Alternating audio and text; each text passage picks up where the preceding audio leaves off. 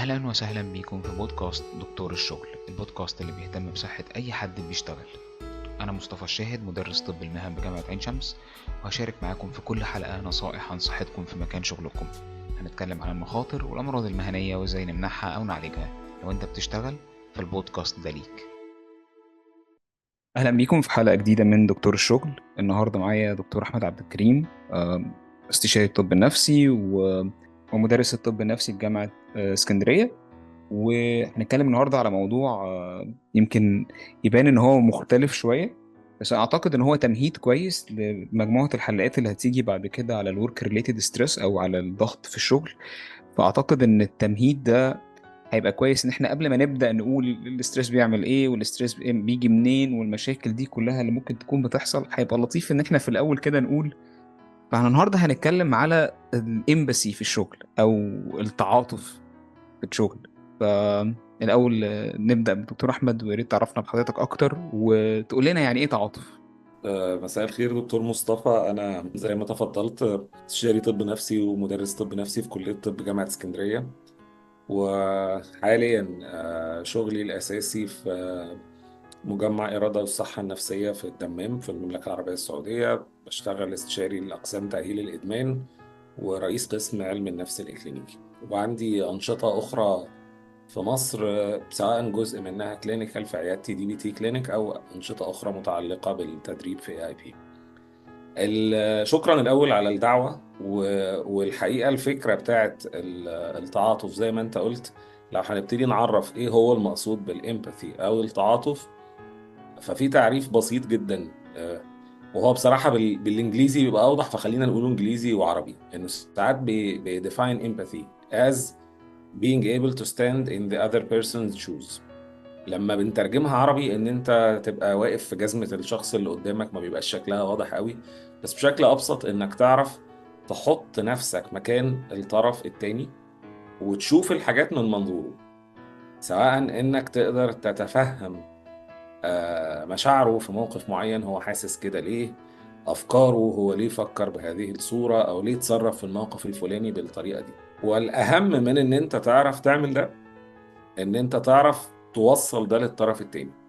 لان في اوقات كتير احنا، سواء بقى يعني لو هنتكلم على الموضوع بتاع الحلقة اللي انت اخترته اللي هو التعاطف في بيئة العمل، بس سواء في بيئة العمل او حتى في حياتنا العادية، اوقات كتير احنا بنعمل التعاطف ده بيننا وبين نفسنا، اللي هو انا جوه دماغي قادر اتفهم هو فلان بيعمل كذا ليه او بيفكر بالصورة الفلانية ليه، بس انا مش بوصل له ده. والحقيقة انه ده بيبقى مريح ليا انا، بس هو مريح للشخص التاني لا، لان هو ما شافش حاجة، ما عرفش. فلو هنلخص التعريف، فهو المقدرة إنك تضع نفسك في مكان الطرف الآخر في العلاقة، وتبقى قادر إن أنت توصل له ده، توصل له التفهم ده. وممكن لما نكمل كلام في باقي الحلقة نوضح اختلافاته عن بعض الحاجات، أو ليه ده أحيانا بيبقى حاجة صعبة. هي دي الفكرة. هي كمان أعتقد إن هو بيبقى صعب في الشغل، لأن أنا بتكلم دايما على بيئة العمل، لأن هي دي يمكن ده السيم بتاع البودكاست. بس أعتقد إن جزء كبير إن أنا لو حسنت ده هحسن التواصل وهحسن التفاعل ما بيني وبين الناس. يعني أنا لو أنا فاهم مديري بيقول لي كده ليه أو بيعمل معايا كده ليه، أو النهاردة هو موده مش لطيف فهو جاي عارف المثل الداير اللي بيقول لك إيه؟ أصل هو شكله النهاردة في مشكلة في البيت فالنهاردة جاي بيطلع علينا. لو انا قادر افهم الدوافع او قادر احط نفسي مكانه شويه كده، فهبدا ما اخدش الموضوع بيرسونال. واعتقد ده ممكن يحسن جدا جدا بيئه العمل والتواصل جوه بيئات العمل. فرأي حضرتك ايه في القصه دي؟ ده حقيقي، لأنه يعني يمكن هتفق واختلف مع المثل اللي أنت قلته يا دكتور مصطفى، إنه أحيانا جزء من التفاهم ده بيبقى ليه علاقة إنه قد يكون زميلي، مديري، حد مرؤوسي، أو أيا كان الشخص اللي بيشتغل معايا، هو فعلا بيمر بحاجة معينة في حياته. ويمكن يعني على مدار، أنا يمكن يعني بشتغل بقالي 19 سنة شغلانات مختلفة. من أكتر الحاجات المزعجة اللي الناس ما بتنساهاش في الشغل، إنه يبقى في حد بيعدي بوقت صعب وفي ناس كانت حواليه بتتعامل كأنه ده مش حاصل، حتى لو مش هيهاجموه بشكل مباشر. ولكن لا قدر الله لو في حد عنده حد مريض في عيلته، حد احنا لسه مثلا مخلصين سيزون ثانوية عامة وعنده حد من ولاده بيمتحن واشياء من هذا القبيل، حد انا عارف ان هو لو هندخل بقى على القطاع الطبي، بيمتحن، بيحضر لحاجة، بيستعد لشيء، وده بيحصل كتير واحنا في خلال الشغل بنمتحن ماجستير ودكتوراه وزمالة وأشياء من هذا القبيل. فكون انه الأطراف اللي حواليك تبقى بتتعامل كأنه ده شيء مش موجود، دي حاجة مؤلمة ومزعجة تماما. والعكس، حتى لو انا وصلت للطرف التاني الاحساس ده من غير ما اعمل اي ادجستمنت او تعديل، يعني انا لا اديته اجازه، ولا مشيته من الشغل بدري، ولا وزعت شغله على حد تاني، بس احيانا مجرد ان انا يعني ابدي شيء من التقدير او التفهم للظروف دي، او ان انا حتى بطمن عليه، طيب اخبار قريبك اللي انت كنت بتزوره ولا كنت قاعد معاه في المستشفى اليومين اللي فاتوا ايه، طيب عامل ايه في المذاكره، الدنيا ماشيه ازاي. يعني غير الجزء العلمي، لا تتخيل على المستوى الشخصي انا شفت قد ايه ده بيفرق.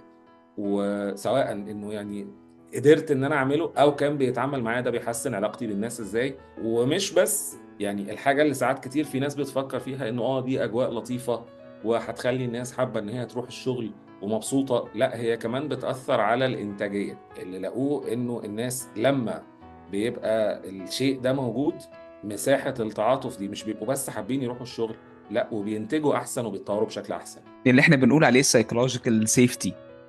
انا حاسس ان انا psychologically safe، وحاسس ان انا متقدر، حاسس ان انا متشاف، حاسس ان انا زي ما حضرتك قلت كده، هو مش شرط يديني اجازة، هو مش شرط ان هو يفضيني خالص، بس كونه احترم ان انا عندي حاجة او ان انا ورايا حاجة وقالها وحسسني بده، ده كفاية. هو ممكن على فكرة ما يعملش اي حاجة تانية خالص. واعتقد احنا في حياتنا العملية شفنا ده كتير، يعني شفنا ده مع زي ما حضرتك قلت كده مع المديرين بنشوف ده، او مع حتى مع الناس اللي تحتنا.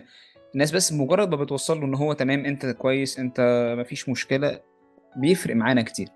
ومقدر الصعوبة بالذات في ظروف الشغل اللي بقت أكترها دلوقتي فيها ضغوط، في تارجتس، أيا كان المؤسسة اللي احنا بنشتغل فيها، يعني بنشتغل في قطاع خاص، بنشتغل في قطاع حكومي، بنشتغل حتى في جامعة أو في مؤسسات أكاديمية. فأحيانا بيبقى الناس بريشرد إنه احنا على طول بنتكلم في الشغل. فمش شرط إنه الطرف الذي لا يبدي التعاطف هو مدير شرير أو مؤذي أو سيء، بس احيانا بيبقى مضغوط بالمنظر ده، وهنا اللي بيخلينا نفكر بعض ان الموضوع محتاج يحصل في الناحيتين. يعني انا هبقى مبسوط جدا لو انا راجع من اجازتي العاديه حتى، ولقيت مديري او زميلي بيسالني ايه الاخبار، اتبسطت في الاجازه، قدرت تقضي وقت لطيف، لو كنت مسافر الطياره او القطر كان كويس او مريح. ولو ما عملش ده، بيبقى مفيد جدا ان انا اتفهم ان هو مش بيعمل ده مش عشان هو شرير، ولكن لانه مثلا هو كان عنده بريشر وحاجه هو مستنيني فيها ومحتاج ان احنا نتكلم فيها على طول.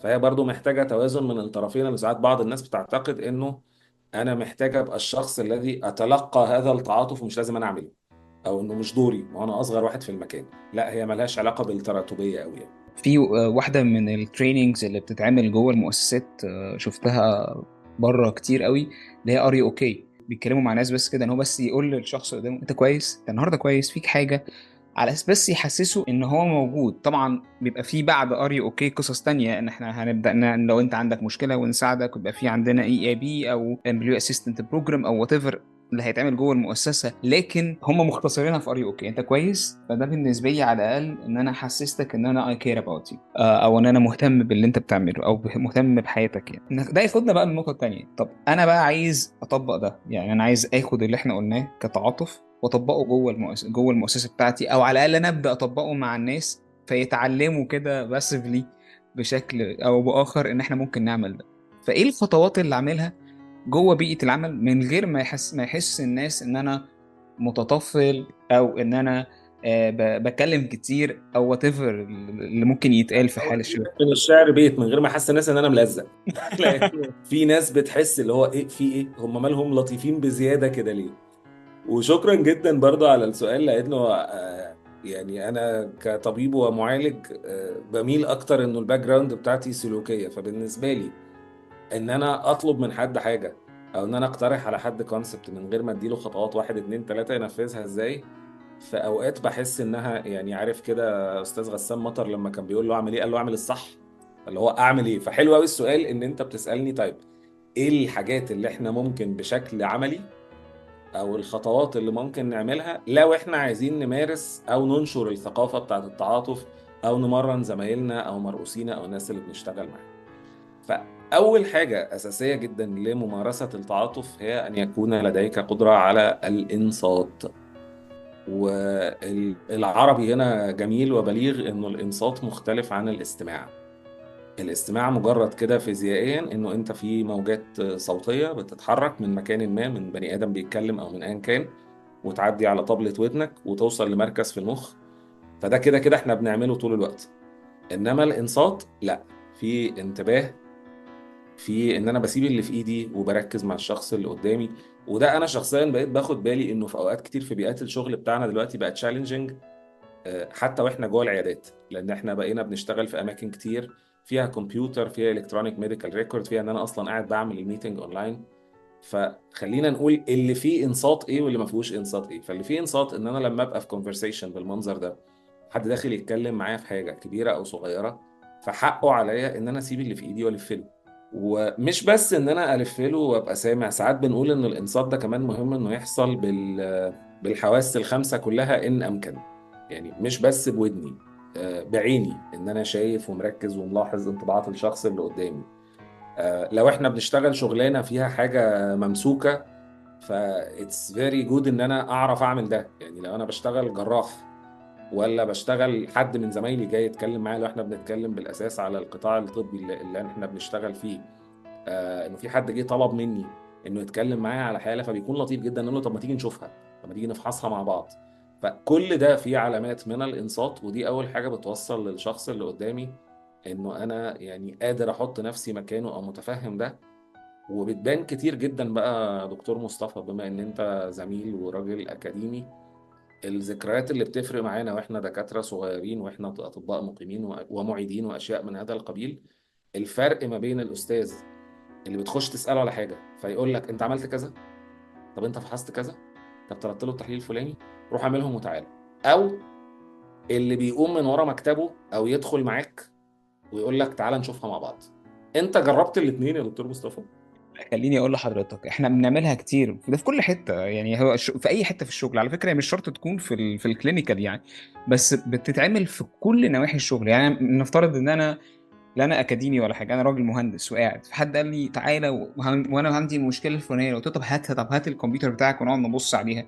بنعمل كده، يعني بنعمل كده كتير. هات المحاضره اللي مجلباك دي، تعالى نبص عليها نشوف مشكلتها ايه. وبصراحه حق يقال، يعني انا اساتذتي اللي عملوا معايا كده يعني الواحد يفتكرهم ما حياه. فمش بننسى ده، لانه يعني غير انه ده على المستوى التعليمي ده بيعلم، ده اللي بيخلينا قريبين من بعض أكتر. الحاجة التانية المهمة او الخطوة التانية لممارسة التعاطف، والناس ساعات بتستغربها، ان انت يبقى عندك مقدرة ان انت تحط وجهة نظرك على جنب خالص. ان انت لو هتدخل نقاش او اجتماع او حتى جاي يشتكي منك او يشتكي لك، ان انت يبقى عندك كده من الاريحية ان لفترة، مش بنتكلم ان احنا مش هيبقى عندنا موقف كبني ادمين، لان كلنا عندنا موقف وعندنا اراء، بس في الفيز اللي انا بسمع فيه للشخص اللي قدامي انا بحط افكاري وقناعاتي على جنب. وليكن انا داخل مكان شغل جديد وفلان ده ادوني فيدباك عنه، خلينا نقول حاجه كويسه، ادوني فيدباك عنه ان هو ملتزم جدا وانه جاد جدا في الشغل، وان هو ما بيهزرش خالص، وان هو بيجي في ميعاده وبيخلص كل حاجه مظبوط، وهو جاي اول مره يقعد معايا. ولنفترض كده سيناريو تخيلي انه على بختي وانا بدخل المكان ده الشخص ده بيمر في موقف صعب، وانا كنت الشخص اللي هشتغل معاه، وهو مثلا حتى خلينا نقول زملاء، وهو هيطلب مني مساعده في شيء ما. لو انا عايز اوصل له احساس التعاطف ده، فانا محتاج احط كل الباك جراوند اللي عندي عن الشخص ده على جنب، لانه ممكن هو جدا دلوقتي جاي يكلمني في حاجه هو فيري فالid، هو فيري ايموشن، هو بيتكلم على لحظه انسانيه،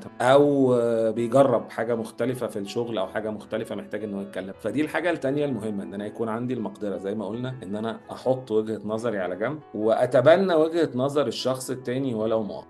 دي صعبه قوي يا دكتور، صعبه جدا. دي صعبه جدا، وخصوصا في بيئه العمل، لان غالبا احنا ممكن نكون بنتناقش مع بعض في حاجه ليها علاقه بمسار العمل نفسه، وبالتالي انا ليا وجهه نظر، حضرتك ليك وجهه نظر، فكنا بنديبيت دلوقتي على وجهات النظر، فاننا اخد ستيب باك عشان بس افتكر وافهم الفرق اللي ما بيني وما بين حضرتك.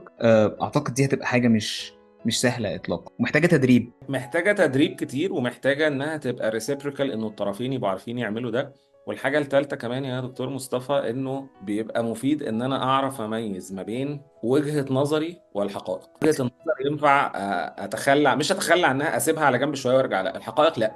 صح فانا صح. لما اجي والله مثلا، معلش انا الامثله اللي هتيجي في بالي هتبقى كلها طبيه بطبع الشغلانه، فلما ابقى انا بشوف مريض مع حد والحد ده بيقول لي انه درجه حراره المريض 39 وهو شايف انها عادي يعني مش قضيه، وانا بقول له لا ده كده فيفرش او ده عنده حمى ومحتاجين ان احنا ناخد اكشن هنا، دي مش وجهه نظر انا حاسبها طبيعي 37. فانت لما تقول لي ان 39 عادي، لا مش عادي.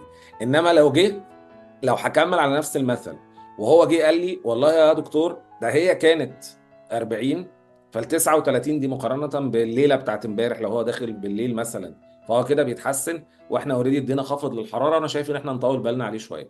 وانا جاي من حتة انه لا ده حد سنه كبير وعنده اشياء تانية احنا محتاجين نتعامل اجريسيف. التخلي عن وجهة نظري ان انا ممكن احاول اشوف انه الزاوية التانية فيها منطقية. فالحقائق بتاعت ان ال 37 ده المظبوط، 39 ده فيفر، مش هنختلف عليها. انما هنعمل ايه ده اللي بيحتاج شيء من المرونة، ان احنا بنتعامل مع ارائنا الشخصية ووجهات نظرنا كأنها الحقيقة المطلقة. ولو هزيدك من الشعر بيت هنا، دي من الحاجات اللي انا بحبها جدا في طرق التفكير اللي ليها علاقة برضو كده بالثيوريتيكال باك جراوند للموديل العلاجي اللي انا بشتغله بقالي سنين. في حاجة بنسميها التفكير الجدلي او الدايلكتيكال ثينكينج، اللي احد افكاره البسيطة انه في كثير من الاحيان في صح وفي صح تاني، مش صح وغلط.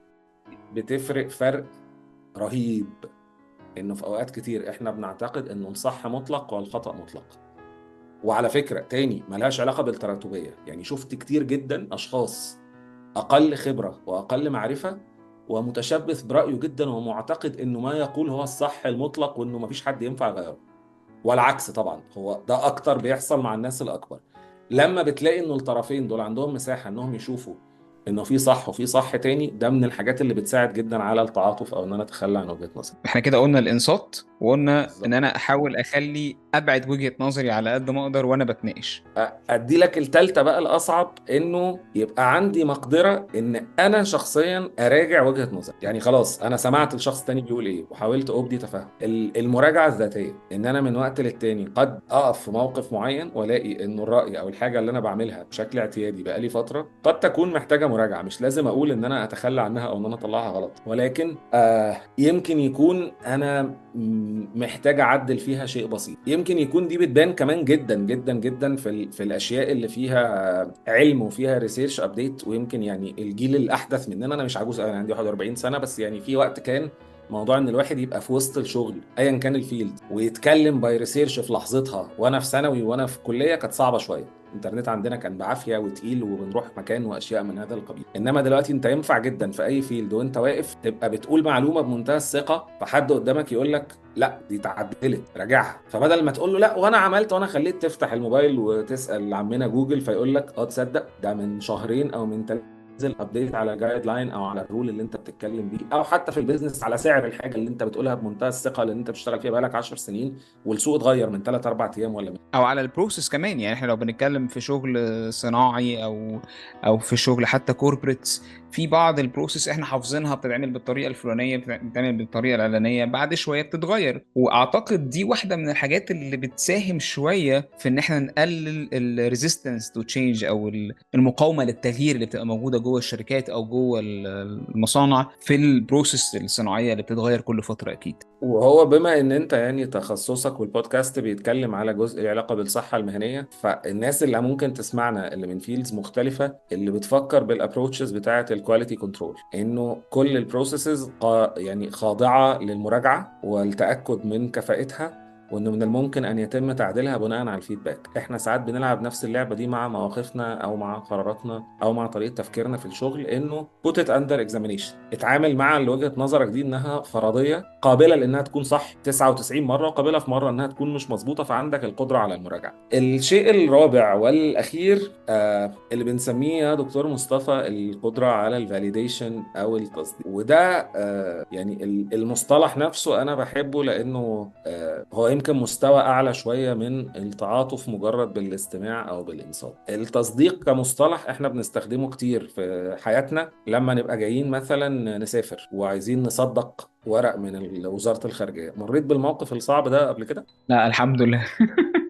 هو هقول لك البروسيس وهقول لك ليه هو موقف صعب. لانه انت بتبقى معاك حاجه اصليه، معاك شهاده تخرج، معاك شهاده ميلاد، معاك ايا كان، وبعدين عشان جهه اخرى في بلد تانية تعترف بيها، فانت محتاج تروح لجهه محايده اللي هي في معظم البلاد بتبقى مثلا وزاره الخارجيه او ما الى ذلك، عشان يتاكدوا انه الختم والتوقيع ده اصلي، مم. ويدولك ستامب كده انه this is valid، ده قابل للاستخدام، ده تمام. صالح ان انت تتعامل بيه في حتة تانية. نفس الفكرة دي بنحتاجها جدا جدا جدا في العلاقات. هتقول لي ازاي دي تختلف ايه عن التعاطف؟ هقول لك احيانا ممكن يبقى في حد بيعمل حاجة غريبة جدا، ولكن لو انت فهمت السياق بتاعها تكتشف ان هي كانت مناسبة تماما. فمثلا في الظروف بتاعة الفترة الأخيرة اللي بقى عندنا حاجات كتير جدا فيها صعوبات في الشغل متعلقة بالكهرباء مش مستقرة، الإنترنت بيقطع، أشياء من هذا القبيل. فأنا هقول لك على حاجة، أنا بشتغل جلسات أونلاين بقالي سنين، يمكن بقالي 10 سنين أو 11 سنة. سافرت أمريكا في 2014 فاشتغلت أونلاين وأنا هناك والمرضى بتوعي في مصر، كان بإنترنت أسوأ من كده بكتير.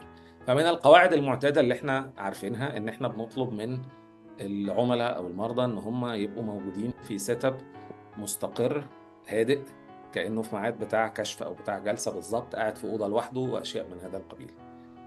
تقدر تقول لي إيه أكتر مكان أنا الناس بتعمل معايا جلسات فيه في آخر شهرين ثلاثة؟ ببقى في العربية، لأنه دي الحتة اللي فيها كهرباء فيها تمام. تكييف، ولو ربنا وفقنا ووقفنا في حتة اتحركنا الحتة فيها شبكة، فيها شبكة. في الظروف العادية أنا كنت لسنين لما بشوف المنظر ده بوقف السيشن وبقول له طيب أنا هستناك لما تتحرك لمكان ثابت ونكمل كلام. طبعا ما مم. بنعملش ده وهو سايق، الشخص بيبقى راكن وبيعمل ده فور لا سيفتي. اكيد بس مش انا سايق. اكتشفت دلوقتي انه اتس فاليد. ما هو الشخص عايز مكان فيه برايفسي، فيه انترنت مش بطال، الكهرباء مش هتقطع فيه ومش هيقعد في الضلمه، ودي مش حاجه مضمونه في مكان معين دلوقتي.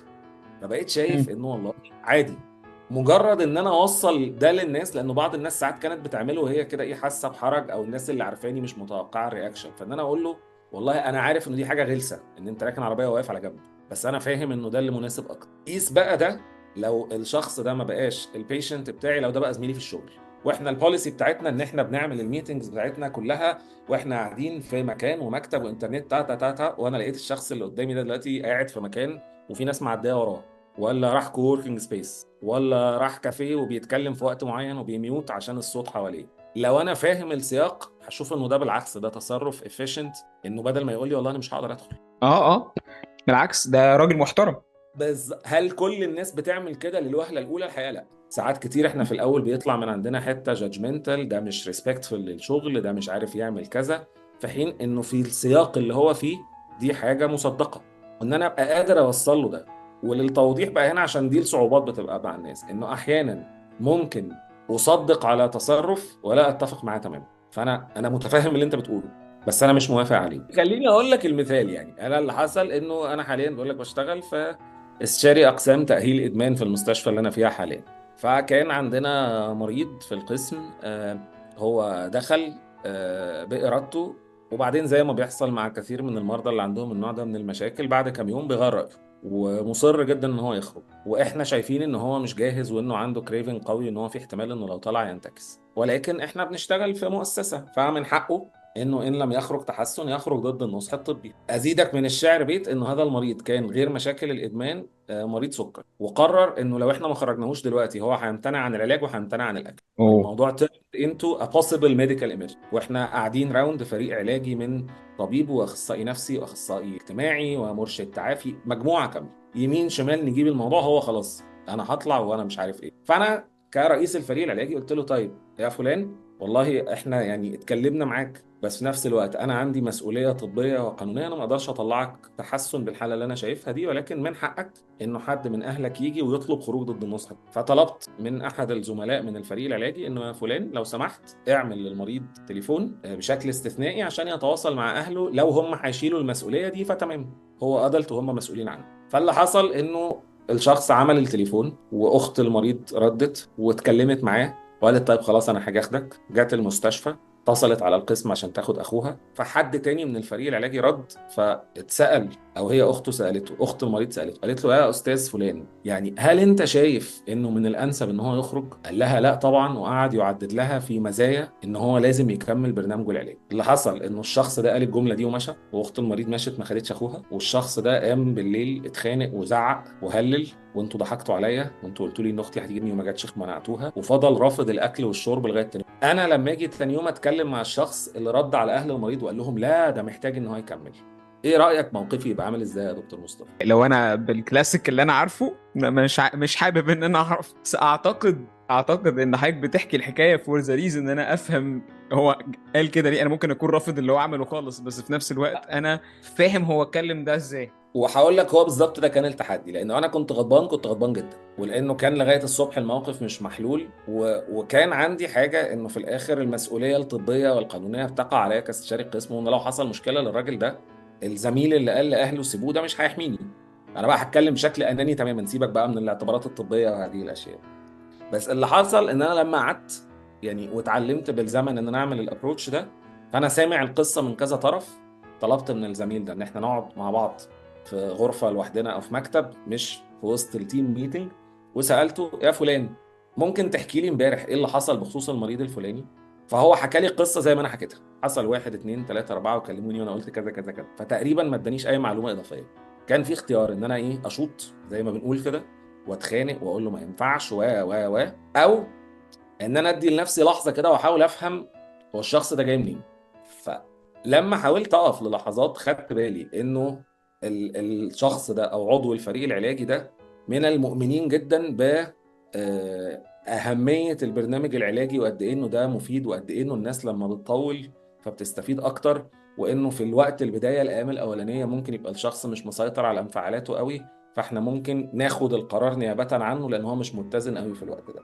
فهنا كان في افتراض حسن نية، وده اللي أنا ابتديت كلام منه، فالشخص ابتدى يهدى بدل ما كان حاسس إن أنا ههاجم. وبعدين لما سألت أكتر حاولت أنصت للحوار، فقال لي والله يا دكتور أنا ما قلتلاش ما تاخدوش، بس هي سألتني سؤال أنت رأيك الشخصي إيه؟ فأنا رديت قلت لها والله أنا رأيي إنه الأفضل طول الوقت إن هو يكمل العلاج. يا دكتور أنا غلطان؟ قلت له لا خالص، ولكن يا فلان أنت هنا لا تمثل رأيك الشخصي، أنت هنا جزء من الفريق العلاجي بيوصل مسج. فأنا متفهم تماما إن اللي أنت عملته مظبوط، ومن ناحية تانية هو عمل مشكلة في بقية اليوم، والمريض اتخانق وعمل مشكلة وفضل قطع أكل، وأنا بقيت محتاج إن أنا هندل ده تاني يوم.